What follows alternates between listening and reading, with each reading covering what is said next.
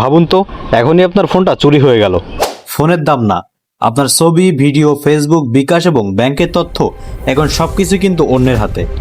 মাত্র 10 সেকেন্ডের ভিতর আপনার পুরো জীবনটাই এলোমেলো হয়ে যেতে পারে। একটা সুখবর আছে, তবে এই 3টা কাজ আগে থেকেই করা থাকলে আপনার ফোন চুরি হলে আপনার তথ্য অনেকটাই সুরক্ষিত থাকবে। নাম্বার 1, ফাইন্ড মাই ডিভাইস চালু রাখুন।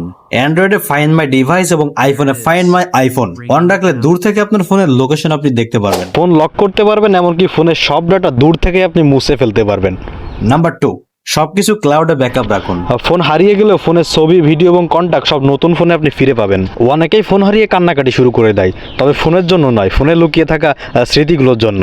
নাম্বার 3, সব গুরুত্বপূর্ণ অ্যাকাউন্টে 2 ফ্যাক্টর অথেন্টিকেশন চালু করুন। এতে চোর আপনার পাসওয়ার্ড জানলেও ফেসবুক, জিমেইল কিংবা ব্যাংক অ্যাকাউন্টে সহজে ঢুকতে পারবে না।